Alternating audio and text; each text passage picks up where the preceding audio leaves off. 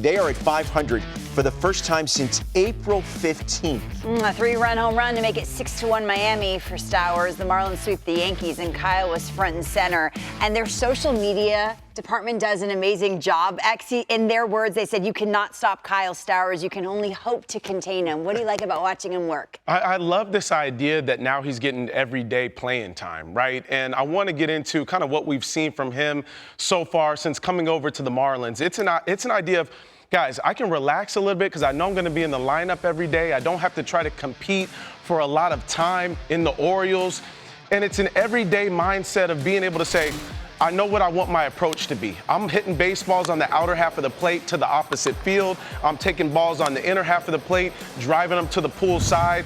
And if you think about with the Orioles, with him not getting everyday playing time, it's really tough to get your timing. We knew how good he was, especially him being from San Diego like myself. We just seemed to rise to the occasion at times, but it was tough with the Orioles. Now you come over to the Marlins, and he's done a great job of driving the baseball, especially to the opposite field. This weekend on Friday, right, the big grand slam, but also yesterday being able to go 3-run home run on a ball in the inner half of the plate.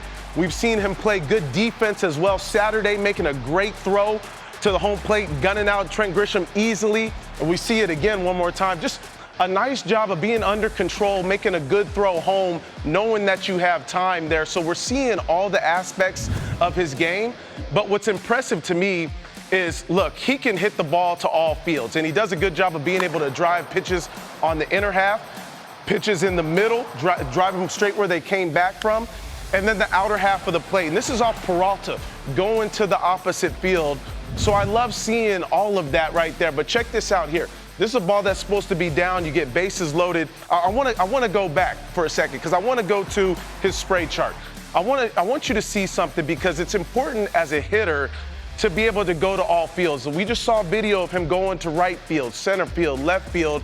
And I think this is something that's allowed him a little bit of that success, is saying, I don't have to take a pitch on the inner half and try to pull it. I can take a pitch on the inner half, go center field. I can take something on the outer half, don't try to pull it. I can go with it. He's trusting his swing, and that's what we're seeing much more of now. Let's go ahead and see the home runs to all fields as he's done a nice job this year. But you go back to the Orioles, right? The timing being a little off. When you're not playing every day and you don't know when your opportunity is coming, it can be tough. Going back to this year, now getting pitches all over the plate, driving them where they came from, not feeling like I got to pull everything. I can go to the opposite field. That's what he's done great this year. And I want you to see a little bit of the difference specifically from how open he is now as a hitter, but also he's done a very good job of being able to say, you know what, wherever this pitch is pitched, I'm hitting it out where it's come from. And look, with Kyle Stowers too, another thing that we've seen him do is he's had great ability to, when we're showing Nolan Schanuel, we're also showing Kyle Raleigh there. When you think about, and I want to pull up this full screen real quick because I think it's important for people to understand why we're showing Nolan Schanuel and Kyle Raleigh right there. The ability to hit the fastball is important. But I want you to see the ability to have the same type of bat speed that these guys have, but also the ability to keep your swing short. You see the swing length being a short at 6.8. Stowers is the only player in MLB to rank in the 85th percentile with the bat speed and the swing length. So being able to stay short with your swing, driving the baseball, but having a quick bat path, getting to the inside, getting to the outside. He's done an amazing job with that so far. Now, I want to go back because I want you to see a little bit more of that video. The split screen of the stance adjustments to me was important. So if we go back real quick, I want you to see something. He's done a nice job to me kind of understanding, okay, let me make sure I can open up a little bit more and get to pitches on the inner half of the plate. And that's what we've seen him do in 2025. And as guys start to get a little bit more comfortable, we'll open up a little bit. We'll decide to say, hey, you know what, I can still get to this outside pitch while still being open. But this is a pitch that he's been attacked a lot. And he can drive it to the pool side, but also drive it the other way. Now, I want to show you something from the Apple Dugout app because this is where his swing gets interesting to me. Let me take some of this stuff away as I'm drawing all over it right now. I want you to notice a couple of things. From the start, he does a really good job of loading the top half and the bottom half going back. but you'll also notice he'll pick up this front foot right here, and he's just trying to create a lean going back. So as I play this is the last home run he hit yesterday. And he creates this lean right here, if you can see him going back.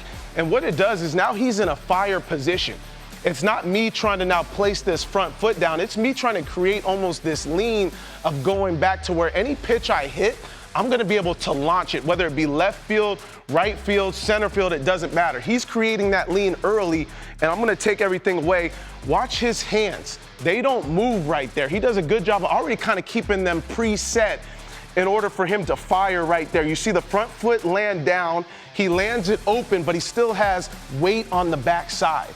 And now you'll see him just rotate through that body. Do a good job of kind of rotating there. The hands did not move from that position. So he's just rotating through the baseball there, and he's catching baseballs out in front, even to the pull side, even to the backside.